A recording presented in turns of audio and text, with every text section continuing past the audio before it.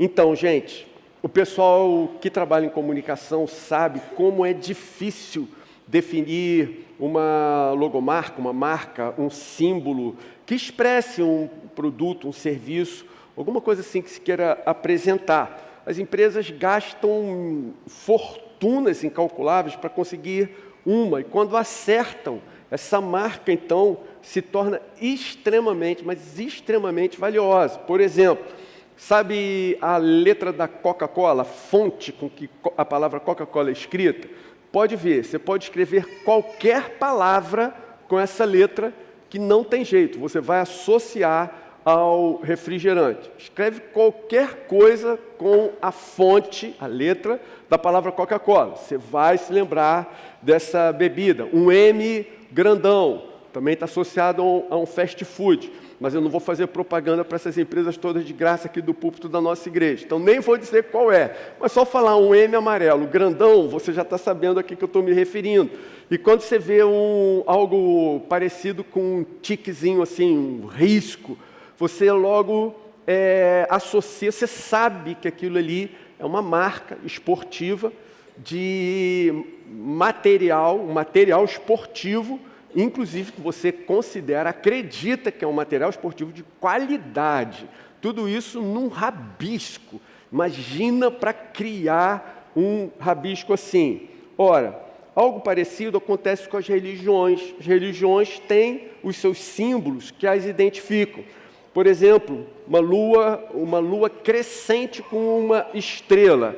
Quem olha aquilo sabe que se refere ao islamismo. Uma estrela de 6 pontas é o judaísmo.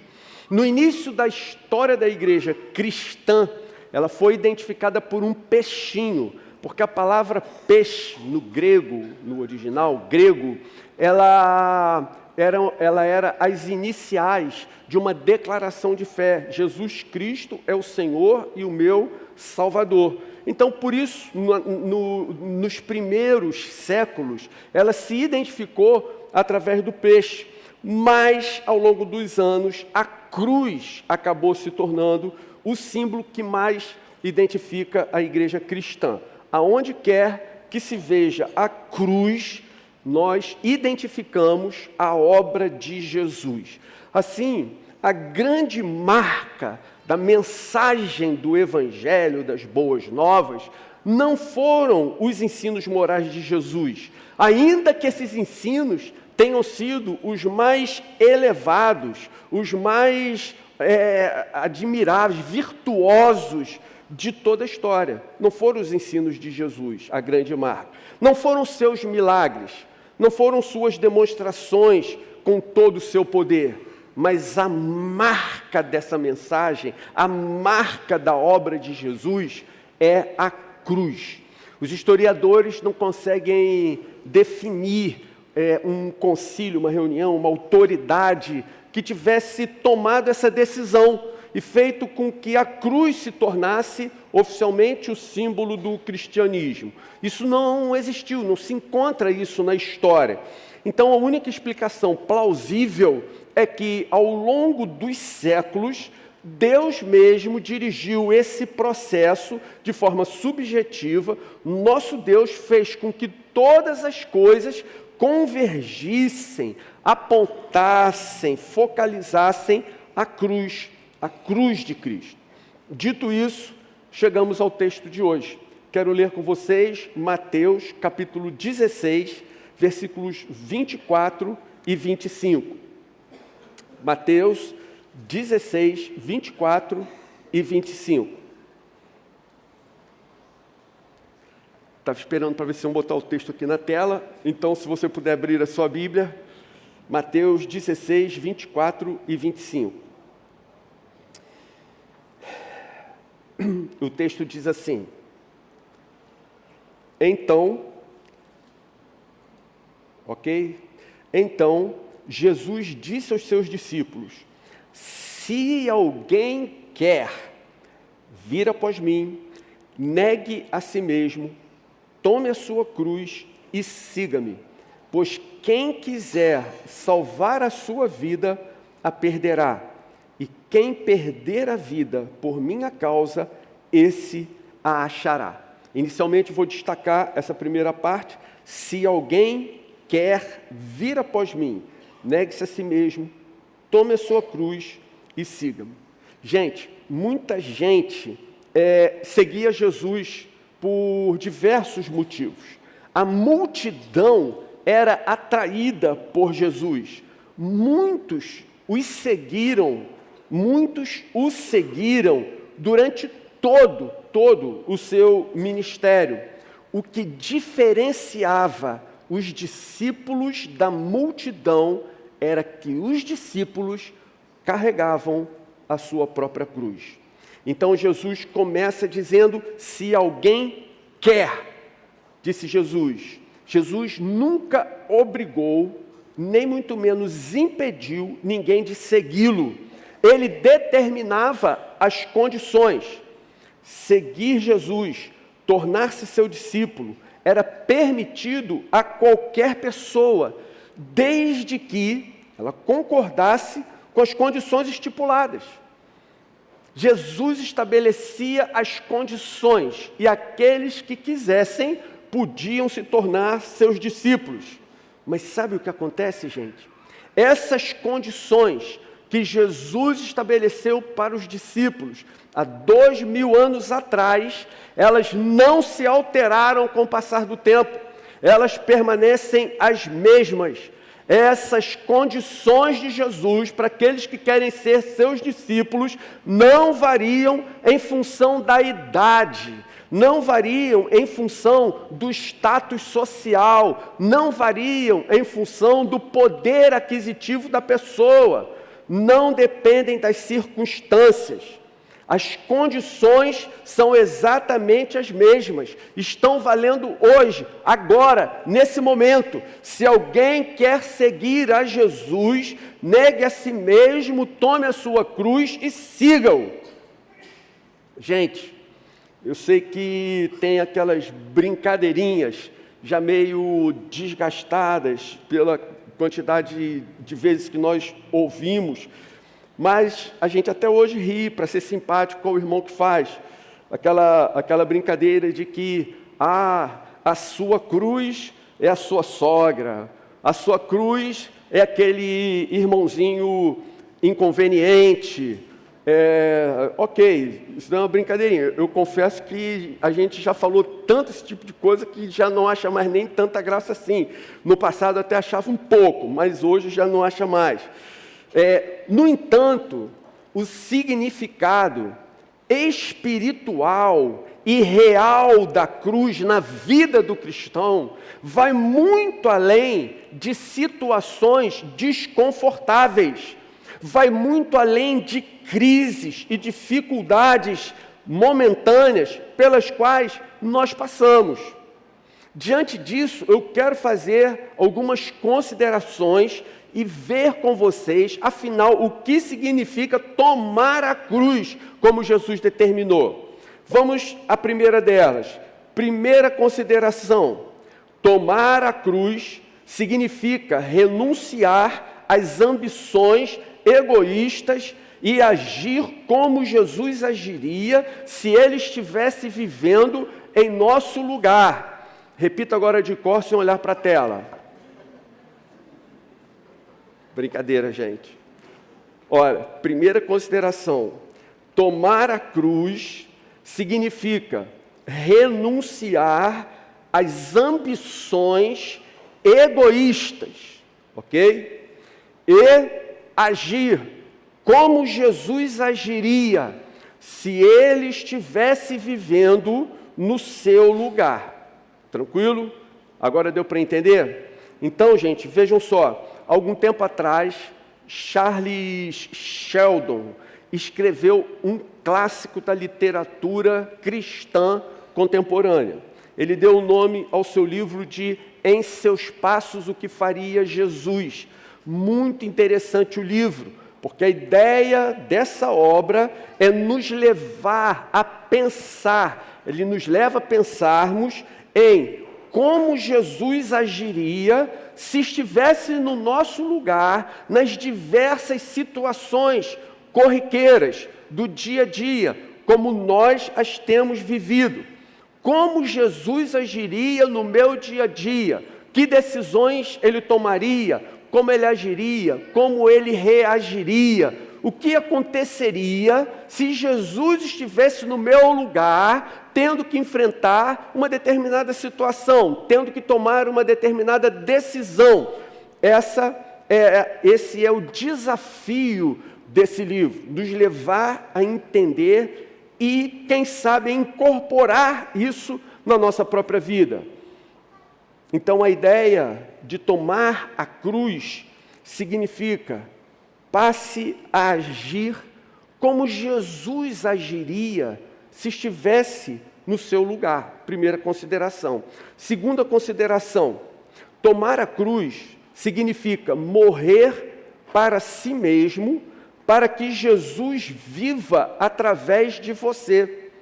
Tomar a cruz significa morrer para si mesmo, para que Jesus viva através de você.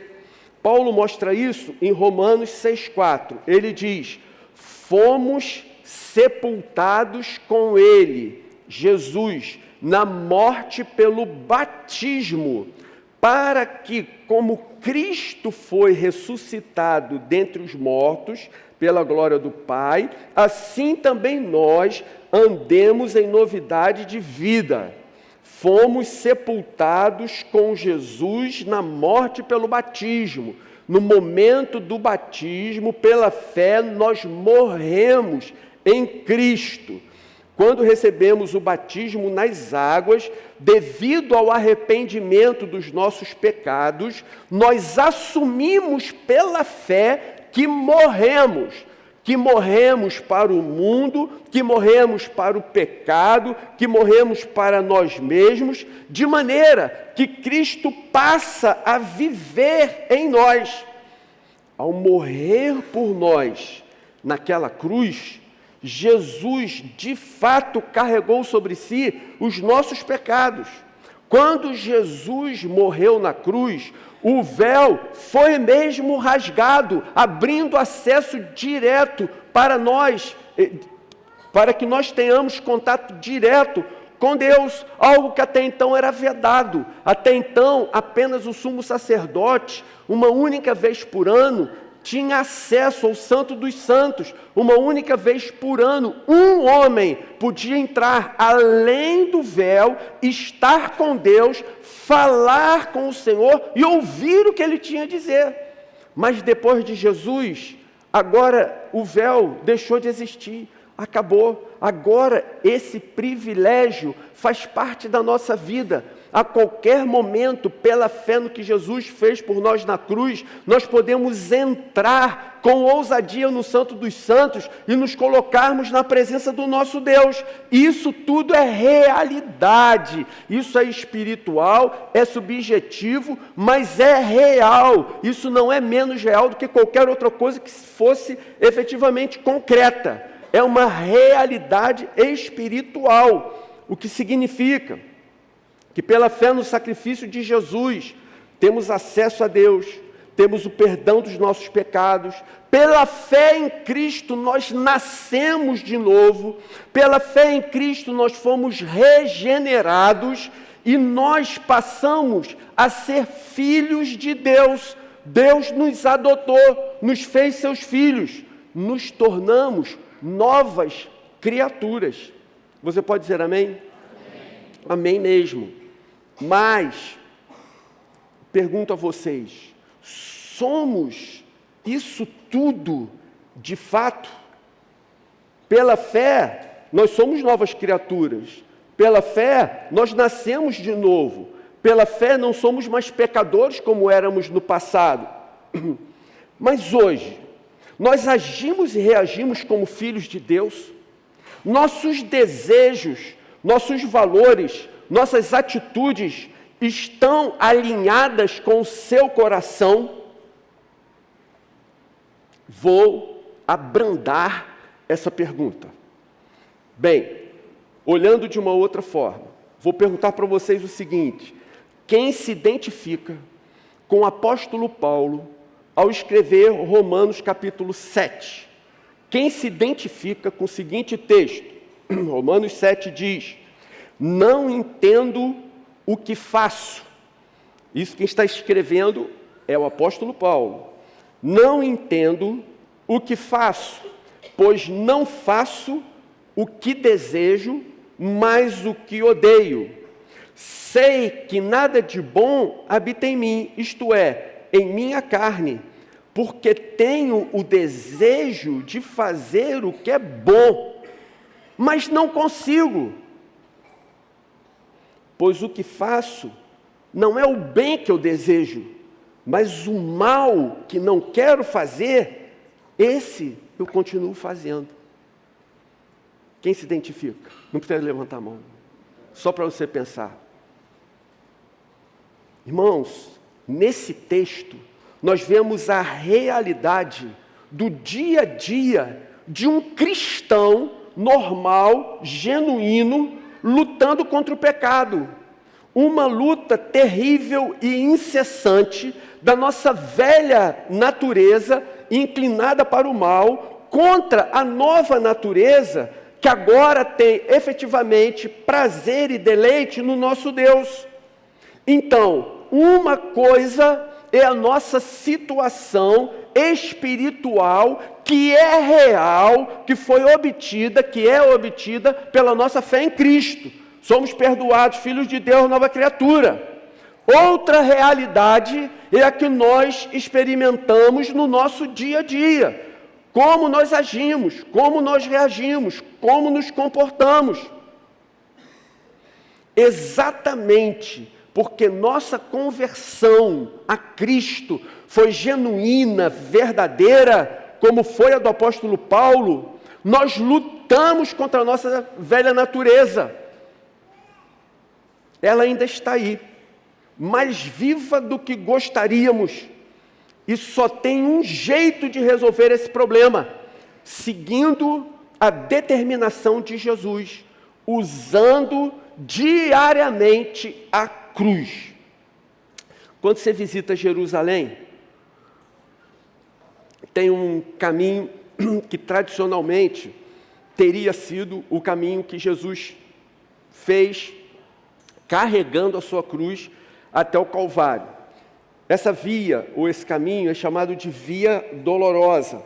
E é comum, aliás, é muito comum, extremamente frequente, pessoas alugarem ou comprarem cruzes de madeira, lógico que em tamanho reduzido, e fazerem esse caminho que Cristo fez, carregando essa cruz. O que acontece quando elas terminam o seu caminho? Elas voltam na loja que alugou e devolvem. Ou se compraram, elas levam como recordação daquele momento, daquela experiência que aquela pessoa teve ali.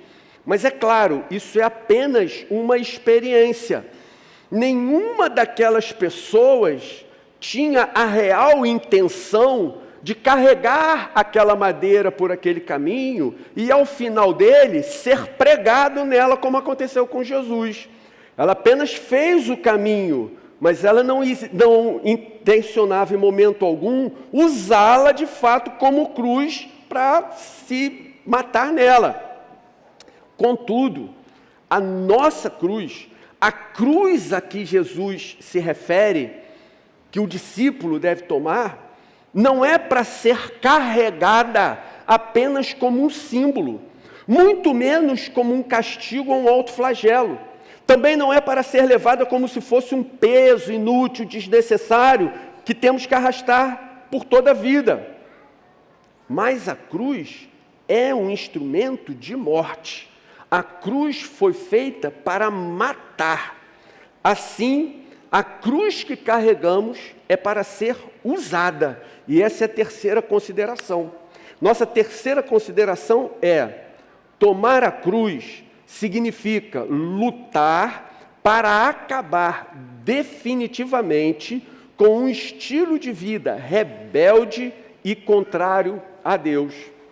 Vou repetir: tomar a cruz significa lutar para acabar definitivamente com um estilo de vida rebelde e contrário a Deus. Há pouco tempo nós falamos aqui sobre a parábola dos 2 filhos em Mateus 21. Então, Jesus conta a parábola da seguinte forma. O que vocês acham? Havia um homem que tinha 2 filhos. Chegando ao primeiro, disse: filho, vá trabalhar hoje na vinha. Esse filho respondeu: não quero. Mas depois mudou de ideia e foi. O pai chegou ao outro filho e disse a mesma coisa. Esse respondeu: tá bom, papai, mas não foi. Qual dos 2 fez a vontade do pai? Não é necessário sequer responder. Então, observe, um falou: não quero, mas foi. Nós podemos definir o tomar a cruz como sendo assim: fazer algo que nós não queremos ou deixarmos de fazer algo que gostaríamos apenas para agradar ao nosso Pai. Tomar a cruz seria como nós fazermos algo que não queremos ou deixar de fazer algo que gostaríamos apenas para agradar o nosso Pai. Filho, vá trabalhar hoje na vinha. Não quero, mas foi. Percebe o que aconteceu? Esse jovem pegou a sua vontade, o seu desejo, os seus planos, e esse sim pregou na cruz, matou na cruz. A sua vontade deixou de existir porque ela morreu ali na cruz. E porque a sua vontade morreu, então a vontade do Pai pôde se realizar. Isso é tomar a cruz. 4ª consideração. Tomar a cruz é diferente de resignar-se. Infelizmente, essa palavra resignação, ela enche o ambiente religioso. Nós aqui lutamos para não sermos religiosos e não termos um ambiente religioso entre nós. Mas essa palavra, infelizmente, por alguns, ou talvez pela maioria, resignar-se é visto como algo bom, mas isso não é bíblico. Biblicamente, resignar-se é algo que tem espiritualmente uma conotação negativa. Resignar-se significa passividade, apatia, inércia de alguém que acredita que está diante de uma situação que não pode mudar. Então, é do tipo assim, já que eu não tenho o que fazer, não tenho como resolver isso, deixa para lá, vamos vivendo assim mesmo. Isso é resignação. Isso tem, biblicamente, uma conotação negativa, o que é totalmente diferente de tomar a cruz. Tomar a cruz, ao contrário, tem uma conotação absolutamente positiva. Foi isso que Jesus fez. E o que significa tomar a cruz? Significa que a pessoa escolheu fazer a vontade de Deus, ainda que esta seja dolorida e oposta à sua própria vontade. Como fazemos isso na prática? Bem, nós concordamos até aqui, que pela fé nós morremos com Cristo. Ok? Concordamos? Pela fé morremos com Cristo. E um dia, ressuscitaremos com Ele. Bem, quem já morreu não tem mais direitos. Quem já morreu não reclama. Quem já morreu não exige. Quem já morreu não questiona, não critica, não impõe nada. O único direito de um morto é um enterro digno. Apenas isso. Quando a pessoa morre, ela não tem mais capacidade de exigir coisa nenhuma. Ela não tem capacidade de reclamar de nada. Ela não tem capacidade de questionar, criticar coisa alguma. Ela morreu, passou, as coisas ficaram para trás. Ela está morta. Bem, como a gente aplica isso de fato na prática na nossa vida? Bem, vou dar um exemplo bem pessoal, ok, gente? Que eu luto com isso todos os dias, luto com isso até hoje. Então, o meu exemplo, primeiro, vai ser a respeito do trânsito, dirigindo na região oceânica, na época do verão. Então, estou civilizadamente aguardando minha vez naquela fila educada de carros engarrafados. E vem um cidadão cortando pela direita. Ele não podia fazer isso, mas eu vejo, ele é esperto. Ele é mais esperto que todo mundo, mais importante que todo mundo. Ele vem passando pela direita. E você vê, pô, isso daí vai dar ruim. E o cara vem cortando todo mundo. Quando o carro, você fica esperando aquele tempão. Quando o carro da sua frente anda meio metro, esse cidadão joga o carro na sua frente e para assim a meio centímetro, desafiando você a andar aquele meio centímetro, amassar o carro dele e pronto, a confusão está feita. Diante de uma situação assim, nós temos 3 alternativas, 3 maneiras de nós reagirmos. Primeira alternativa, vou partir para a ignorância. Não vou permitir, eu estou ali esperando, ele não podia ter ultrapassado pela direita, é contra a lei, eu estou no meu direito, aguardei minha vez todo esse tempo, por que eu deixaria ele passar na minha frente? Não vou deixar passar e ponto final, e se for o caso, vai bater. Isso aí é ignorância, ok? Nós estamos já um passo à frente disso. Estamos, não estamos? Amém? Pela fé, amém? Pela fé, amém. Pela fé, amém. Isso aí. Então, vamos lá. Qual é a segunda alternativa? Então, a primeira é partir para a ignorância. Isso aí a gente não quer e não admite de forma alguma. A segunda alternativa, resignar-me. Como seria isso? Resignar-me, como eu disse, tem conotação negativa. Ora, resignar-me é mais ou menos assim.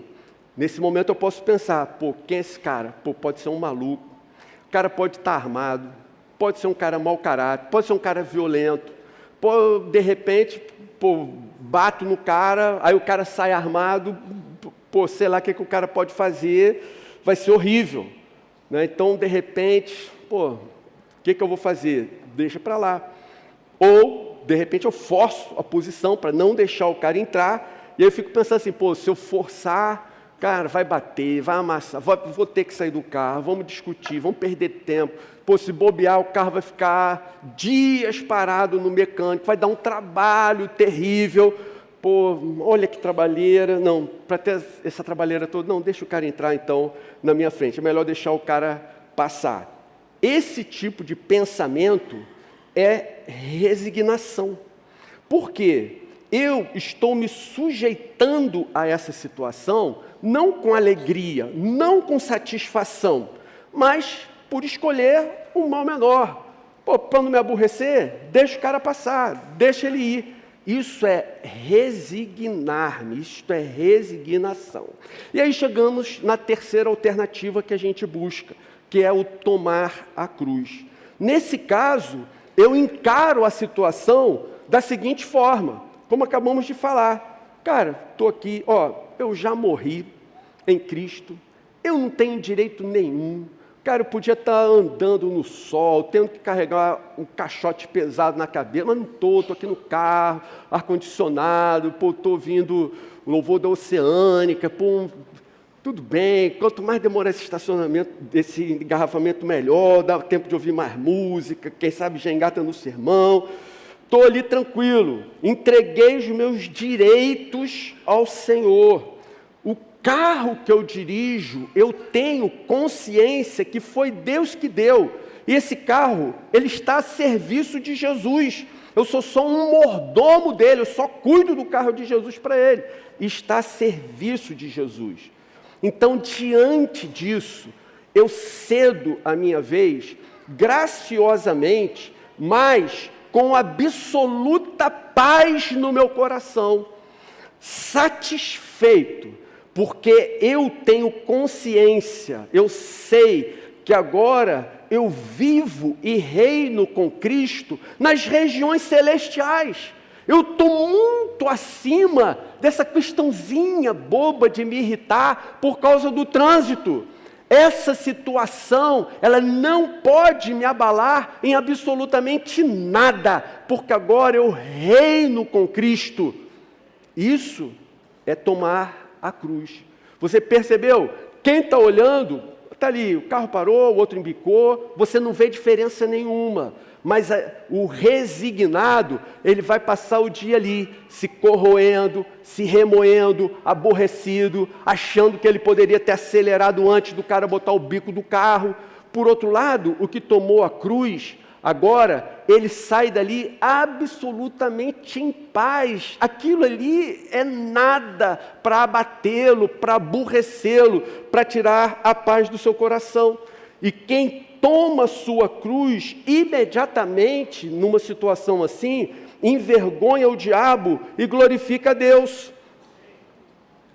Observe, isso não é uma atitude de resignação, mas é uma decisão consciente, voluntária, de matar esse desejo carnal de primazia, de egocentrismo, de vaidade e de arrogância. Só faz bem.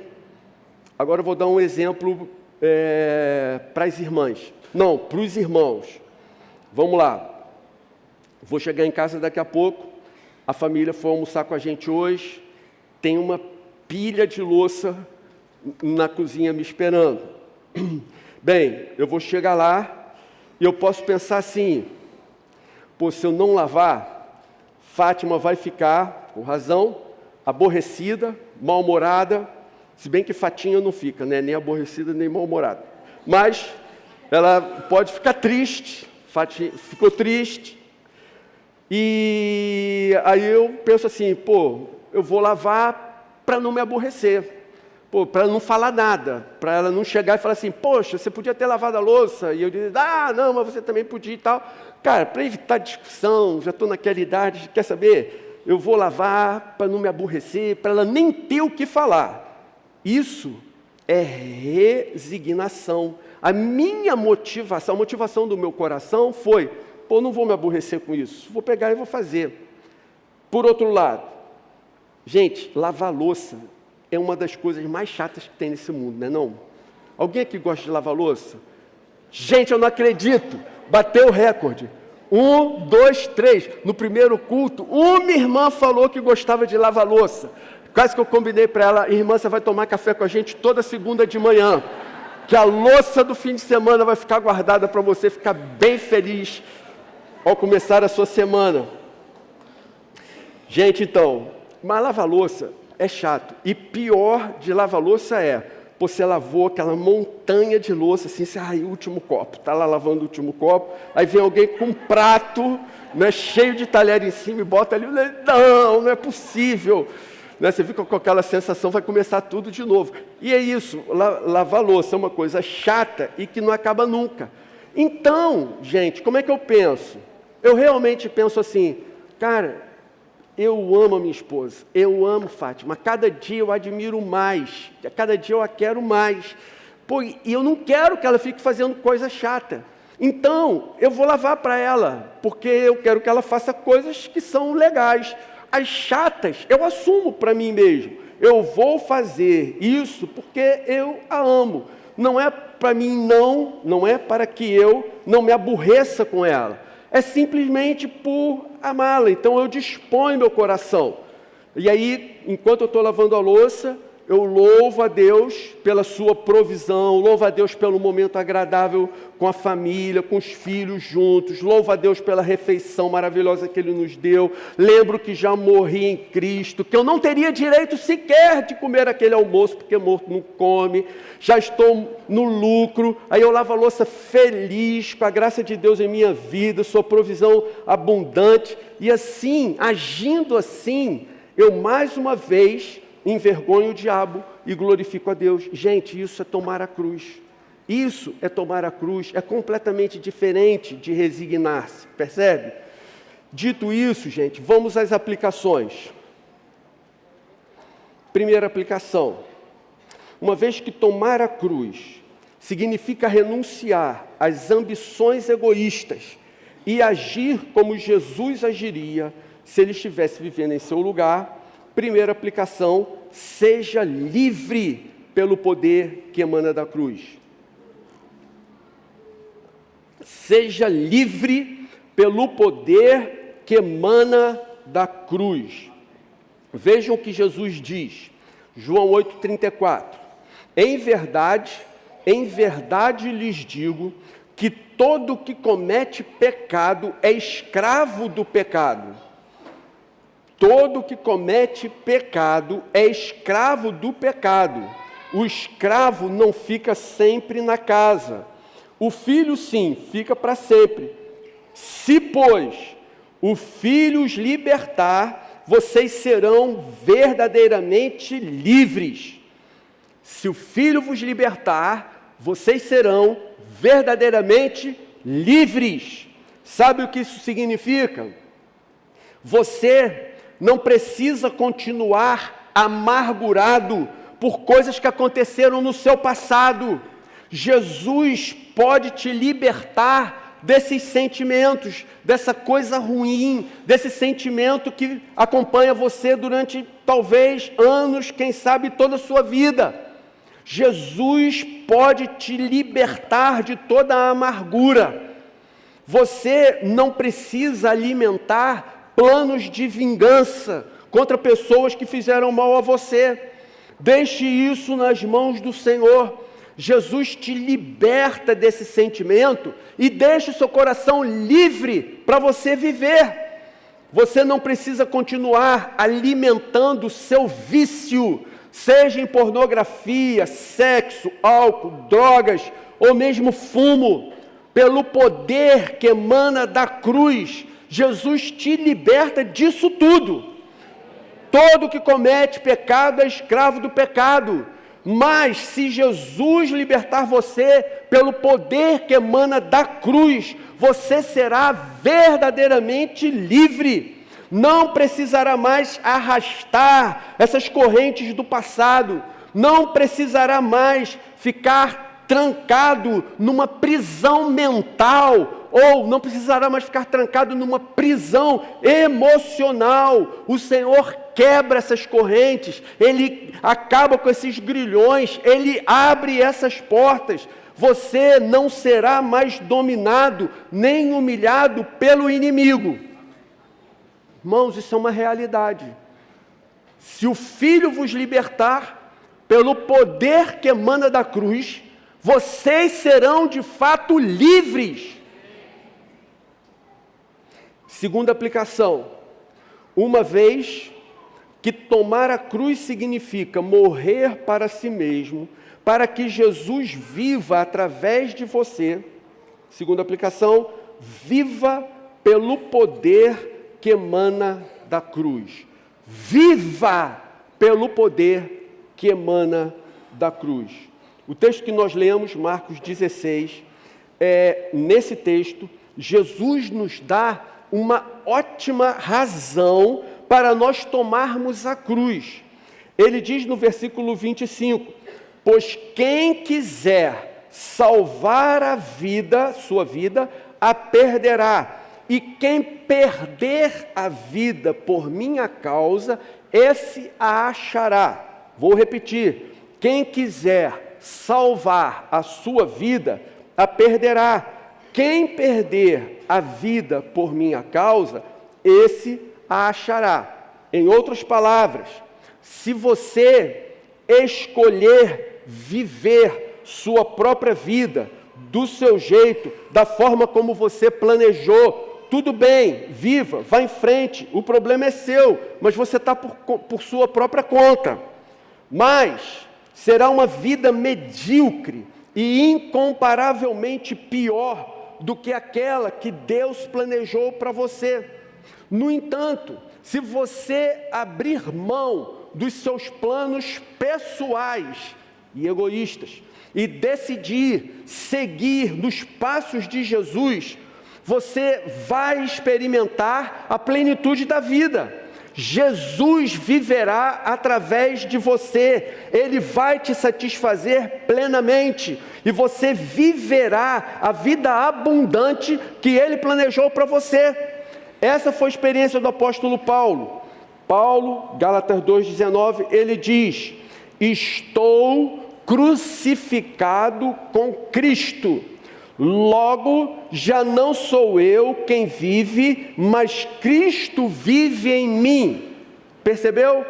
Estou crucificado com Cristo.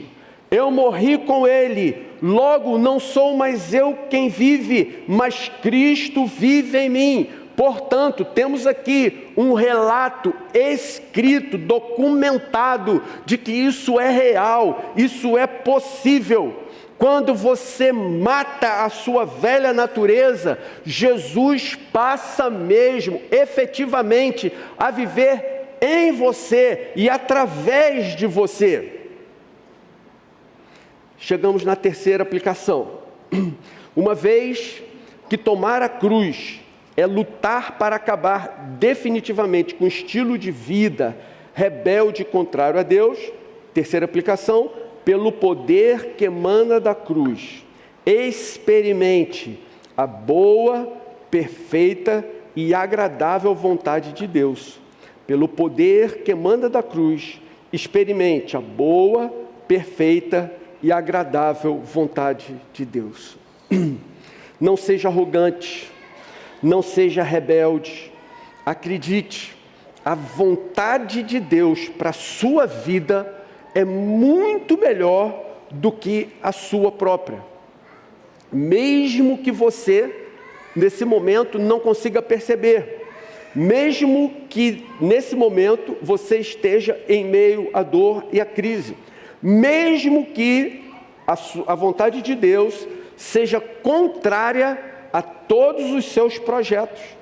Romanos 8:28 diz: sabemos que todas as coisas cooperam para o bem daqueles que amam a Deus, daqueles que são chamados segundo o seu propósito. Todas as coisas cooperam para o bem daqueles que amam a Deus. Ora, se nesse momento as coisas não estão boas em sua vida, uma das duas, com certeza, uma das duas alternativas, com certeza, está acontecendo na sua vida. Ou você está levando a sua vida por conta própria, ou Deus ainda não terminou o que Ele está fazendo em você. Se Ele já tivesse terminado, você iria experimentar como é boa, como é perfeita e mais, como é agradável fazer a vontade de Deus.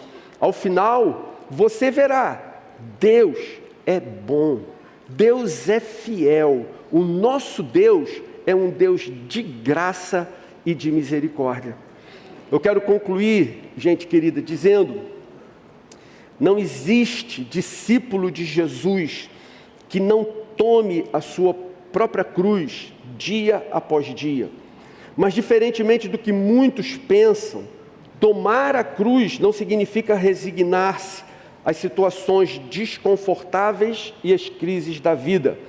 Antes, tomar a cruz é uma ação espiritual, de forma a honrar o compromisso assumido com Jesus, de fazer a vontade de Deus, ainda que esta seja dolorida e oposta à sua própria vontade, de renunciar às ambições pessoais e agir como Jesus agiria se ele estivesse vivendo em seu lugar, de lutar para acabar definitivamente com um estilo de vida rebelde e contrário a Deus. Então, gente querida, se você fala sério em ser discípulo de Cristo, negue-se a si mesmo, tome diariamente a sua cruz e vá em frente nos passos de Jesus. Você pode dizer amém? Amém. Vamos fazer uma oração.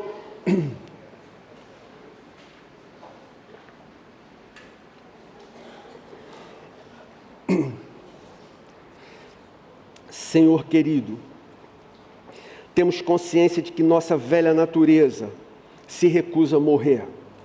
Quando pensamos que ela está quase partindo, algumas vezes vemos ela tentando se levantar novamente com toda a força. Se depender apenas de nós, nós não conseguiremos. Ajuda-nos a tomarmos nossas cruzes e a usá-las diariamente, para que Jesus possa efetivamente viver em nós.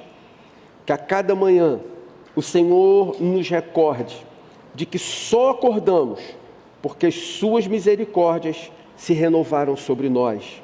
Que na verdade estamos mortos em Cristo para que sua vida resplandeça em nós. Lembra a gente, Senhor, a cada manhã, que entregamos nossos direitos, nossas vontades e nossos planos a Ti. E que Cristo possa plenamente viver em cada um de nós. Nós te pedimos assim e agradecemos em nome de Jesus. Amém.